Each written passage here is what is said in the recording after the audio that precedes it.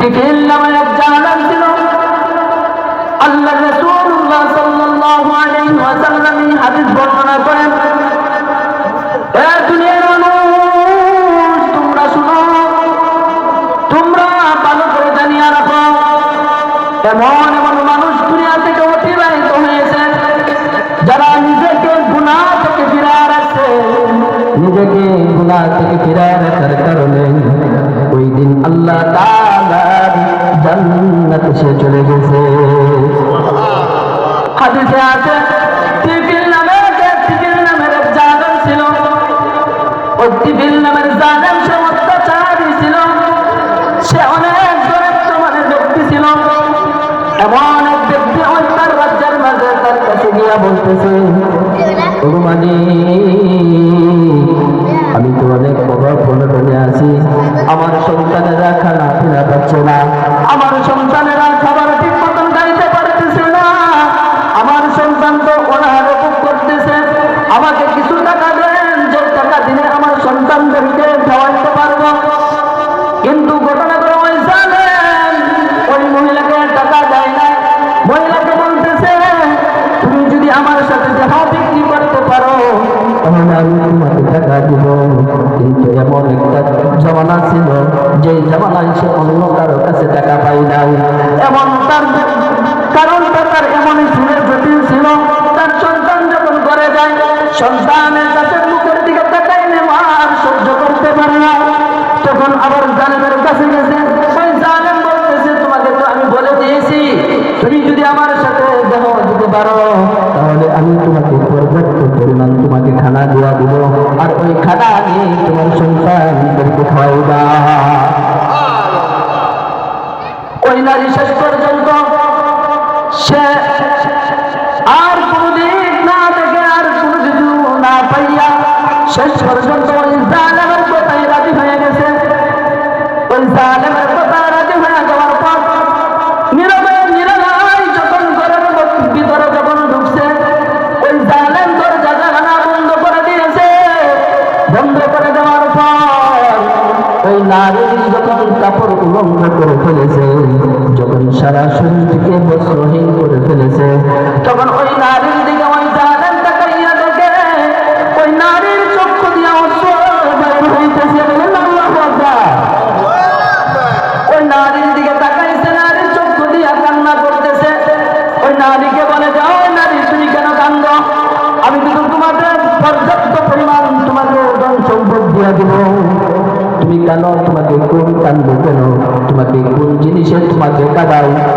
ওই নারী জবান দিয়ে আবার হইতেছে, ওই জালেম তিফিল, আমি এই জন্য কান্না করতেছি, আমার এই দেহের কোনোদিন জিনার গুনাহ লাগাই নাই। আল্লাহু আকবার।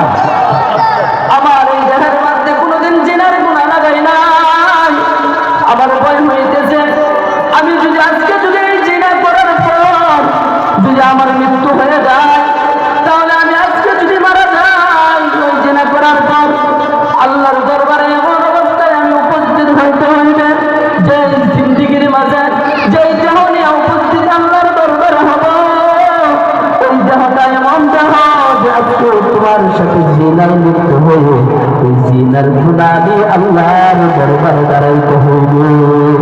এই ভয় আমার চক্ষু দিয়ে অশ্রু বের হইতেছে, এই জন্য আমি কান্না করতেছি। ওই জালেম বলে, তুমি যত তুমি এত পবিত্র, তুমি যত পবিত্র একজন নারী, তুমি পবিত্র নারী থাকার কারণে যাও, তুমি কান্না করার কারণে যেহেতু তুমি আল্লাহকে ভয় করতেছ, আল্লাহকে ভয় করার কারণে যাও, তোমাকে ছেড়ে দিলাম, তোমার দেহ করবো না, তোমার সাথে জেনাই নিতে হবে না, যাও তোমাকে 500 টাকা দিয়ে দিলাম, দান করে দিলাম, তোমাকে টাকা দিয়ে দিলাম, তুমি চলে যাও। ঘটনাক্রমে রাসূল সাল্লাল্লাহু আলাইহি ওয়াসাল্লাম বর্ণনা করেন, ঘটনাক্রমে ওই দিন ওই তিফিল নামক জালেম ওই দিন মারা যায়। এলাকার মানুষের খবর দেওয়া শুরু করছে, এলাকার মানুষের আনন্দ ফুর্তি করতেছে, উল্লাস করতেছে, জালেম মারা গেছে, মারা হয়েছে। আমাদের মাঝে যদি একজন খারাপ ব্যক্তি থাকে, মারা যায়, আমরা মনে কি ওই ব্যক্তি মরছে, ভালো হয়েছে। ওই দিন ওই সময় ওই যুগের ওই তিফিল বাদশা যখন মারা গেছে, ওই জালেম যেদিন মারা গেছে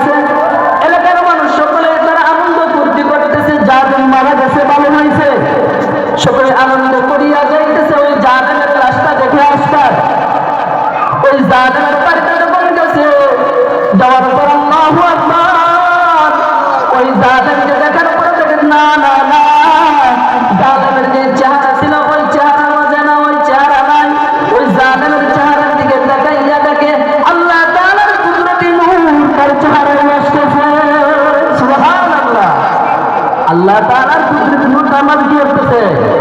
ভাসতেছে। এলাকার মানুষ বলে, যে এলাকার মানুষ তোমরা শুনো শুনো, এলাকার মানুষ যায় জানেন দরকার মধ্যে লেখা বাইসা গেছে,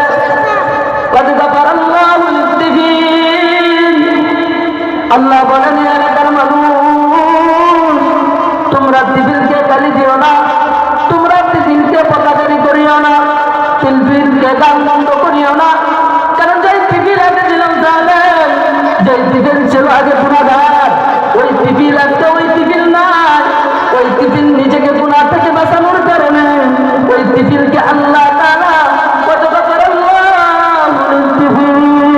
আল্লাহ বলেন ওই টিফিনের ওই গুনাহ থেকে, ওই নারীর থেকে সে বাঁচিয়ে থাকার কারণে আমি আল্লাহর কাছে অনেক ভালো লাগছে।